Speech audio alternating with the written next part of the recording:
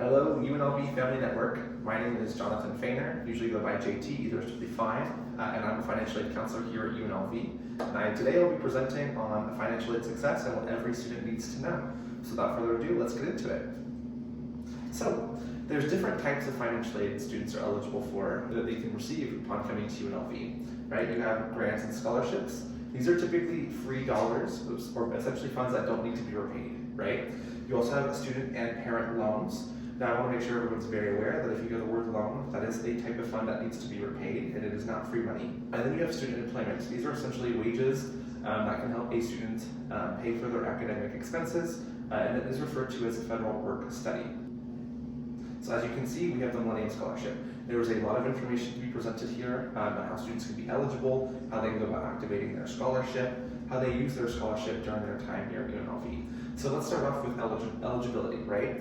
So students who are eligible for the Millennium Scholarship, they can receive this through attending high school here in Nevada. They must have attended a Nevada high school for at least 2 years and graduated from that high school, right? So we have 4 core credits in math, English, 3 credits in social science, and 3 credits in a natural science. Hopefully, the students were working with their counselors in high school in order to be on track for this award. And upon graduation, if they qualify for this award, there's a couple of things that they need to do in order to activate their scholarship.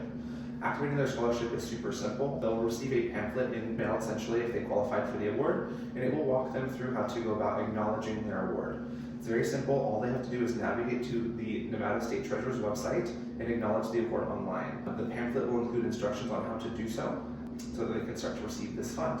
Now, students might see that they have this Millennium Scholarship estimate in their financial aid package, and until they acknowledge the award or activate it online, they won't be able to receive that fund. So it's very important that they go ahead and do so.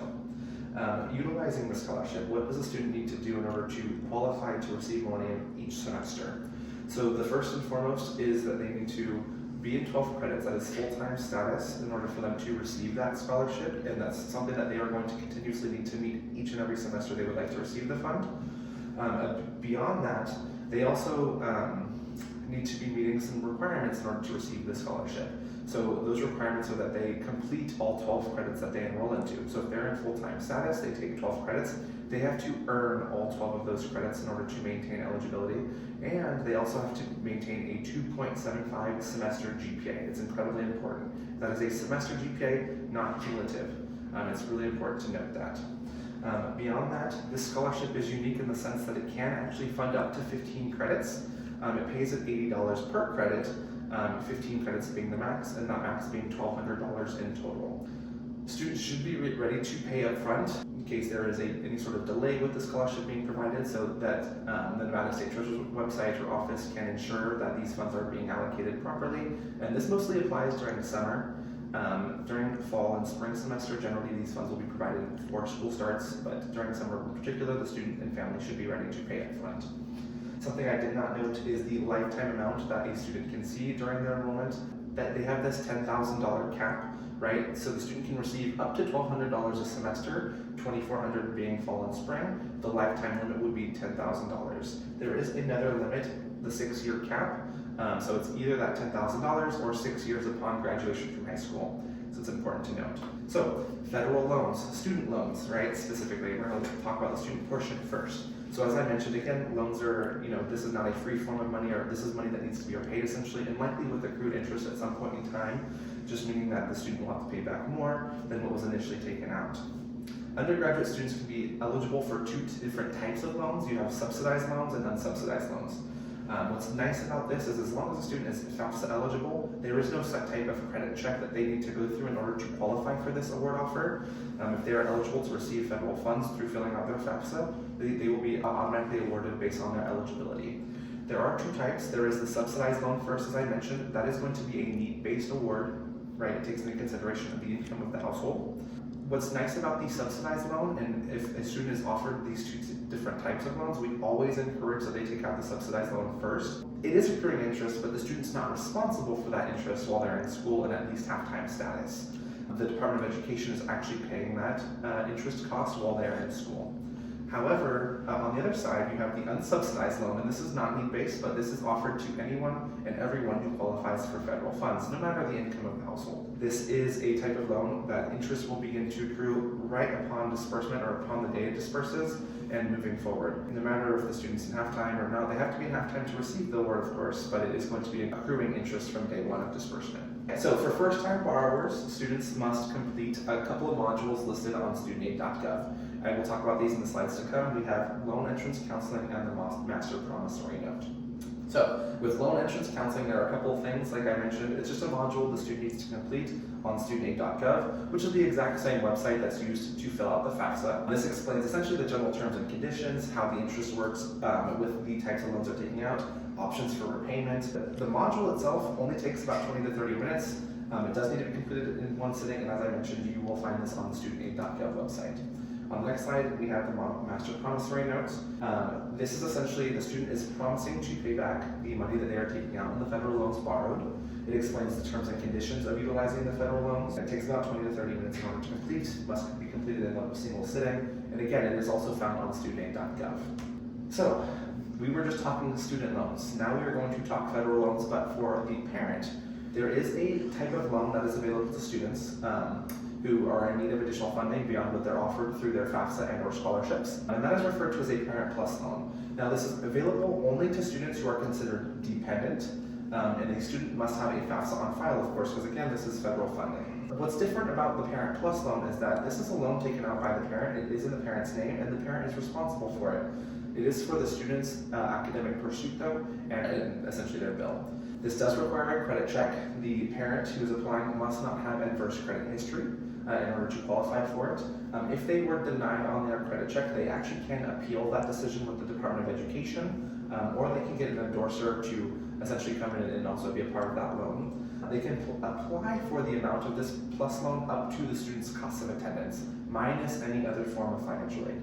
The way I like to describe this with the cost of attendance, think of like a student's cost of attendance being their ceiling or their cap for the max amount of federal aid they can receive. So let's say that a student has $30,000 as their cost of attendance. They can, and let's say that they're receiving $10,000 in scholarships and other types of financial aid. The Parent Plus loan can take up the difference, right? You take that ceiling or that cap, $30,000, you subtract the $10,000 in the other forms of financial aid they're receiving. The Parent Plus loan can be taken up to the difference, which would be $20,000 if need be. It doesn't have to be the max amount, but it can be in that given scenario. The parent must also complete a master promissory note in the situation in which they're applying for a Parent Plus loan, and they can request for deferment of payment while the student is in school, or at least half-time status, which for an undergraduate student would be 6 credits or more. So, we're going to move into another subject referred to as satisfactory academic progress and scholarship renewability. An acronym that I will likely use throughout the presentation is referred to as SAP for that first term there. So, satisfactory academic progress, otherwise known as SAP. This is a federal policy that requires students that they must meet in order to be eligible for federal funds.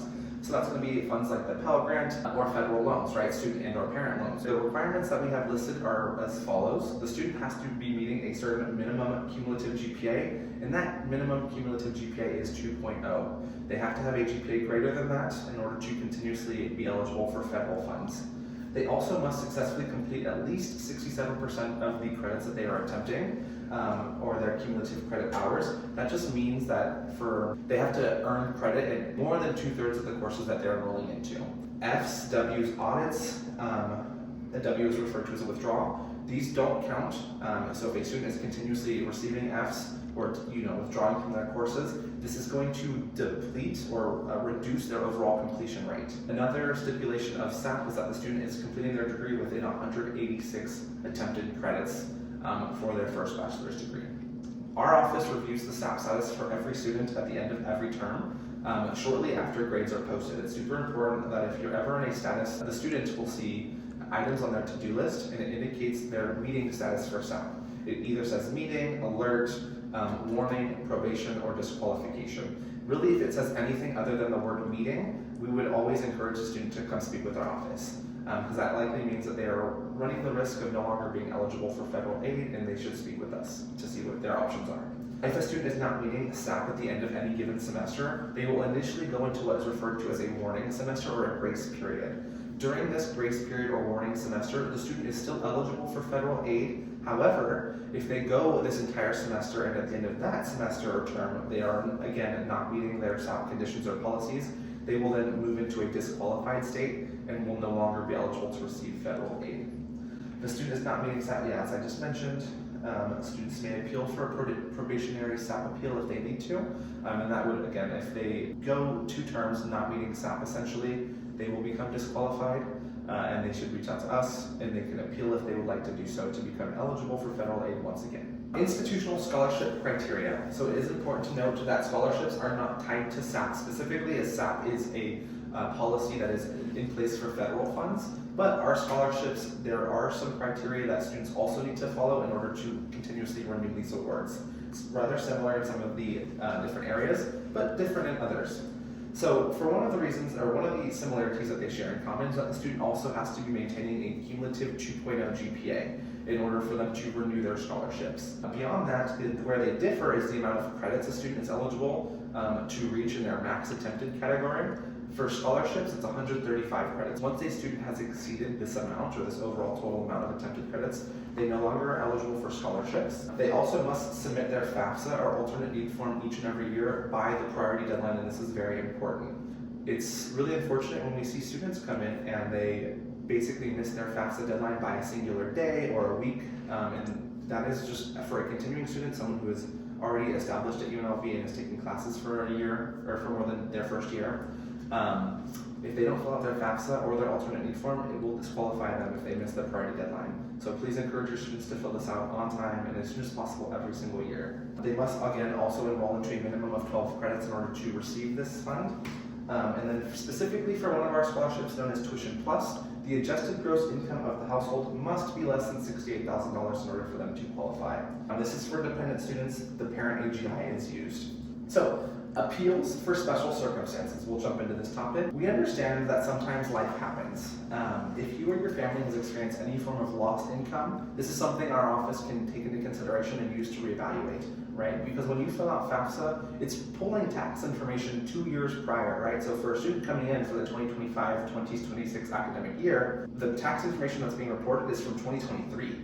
Well, 2023 is not going to be a very accurate depiction of what today's situation might look like. If there has been any sort of loss of income in the household, our office can take this into consideration and collect documentation to reevaluate the ongoing situation of that household. In order for this to take place, the student needs to complete what is referred to as the 2025-26 Special Circumstance Appeal with our office, provide a very, very detailed statement about what's going on, including applicable dates, and provide any supporting documentation. You can access the appeal form here at this link, unlv.edu/find/forms, in order to retrieve this document. And with that, they can submit their complete appeal packet through Rebel Successa, basically an online case system that my office uses. Okay, how to go about staying connected with my office. All you need to do, and I always encourage students to do this each and every semester, they have to check their emails regularly. My office does not spam students. If there is ever information coming from UNLV financial aid and scholarships, it is usually information pertaining to a student's financial aid package, which in turn is the student money, right? It's very important. I would highly encourage you to speak with your students and tell them to check their emails at least once a week, and if they see anything from us, they should probably be reviewing that information. Contact the admissions counselor. The admissions counselor is a great resource for students, and they're really there to help them transition coming to UNLV, and they are a phenomenal resource. Visit my office. My office is located in the Student Service Complex Building A, located on the 2nd floor. There's a huge sign that says financial aid scholarships. You can't miss it. Along with that, please use Rebel Success Hub. I've talked about it a little bit today in this presentation, but it's essentially an online case system that our office uses to communicate with students. They can submit documentation here safely and securely. They can, if they just have general questions, or if it's more convenient for a student, maybe they're out of town for the weekend, they can submit a case online and we can correspond with them and get information back to them that way. And then last but not least, you can always call our office at the number listed on the slide. However, I will share with you if there is pressing information or something that's super important. I would always just encourage the student and or family to come in and speak with us directly or open a case with Rebel Success Hub. And that's all I have for you all today. So thank you very much.